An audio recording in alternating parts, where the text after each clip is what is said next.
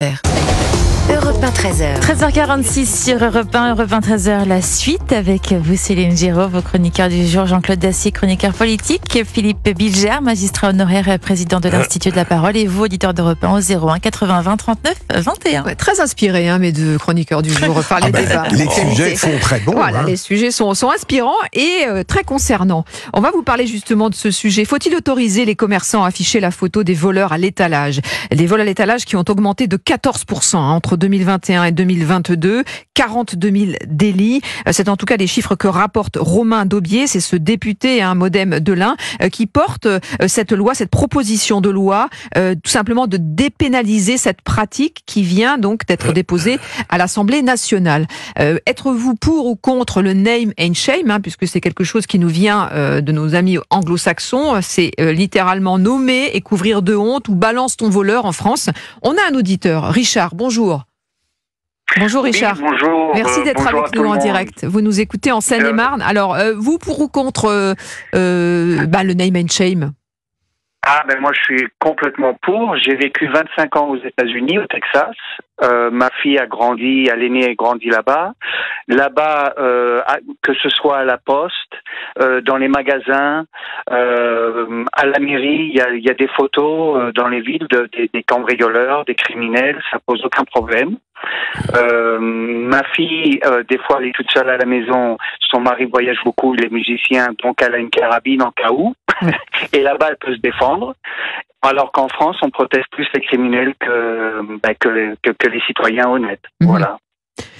Merci Richard, effectivement. Donc vous êtes pour, ça se fait aux États-Unis, Philippe Bilger. Alors, sur la seconde partie du propos de Richard, je ne suis pas favorable à cela.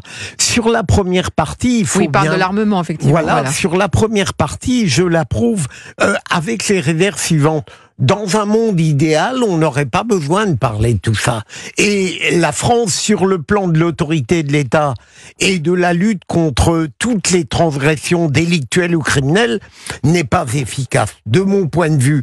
Et donc, tout ce qui vient aider à cette lutte contre la délinquance ou la criminalité doit être favorisé.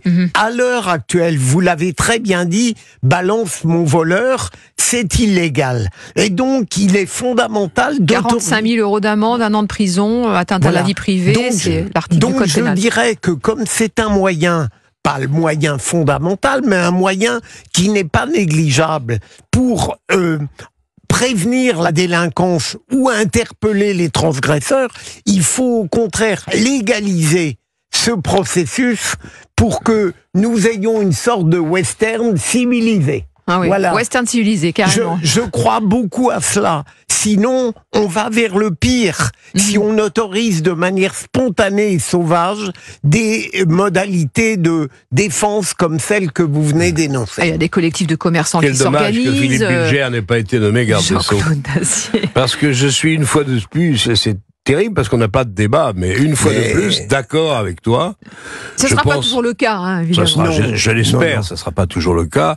Mais sans aller jusqu'aux États-Unis où on a une telle religion de l'efficacité, de l'utilité, que on affiche absolument tous les visages à droite et à gauche, je pense que la vidéo est désormais d'un usage incontestable. Même les maires qui, dans leur ville, étaient plutôt réticents parce que craignaient, mon Dieu, les dénonciations, etc., ont adopté désormais le principe de la vidéo dans les rues et que ça les aide beaucoup à essayer de dénoncer les voleurs et les délinquants.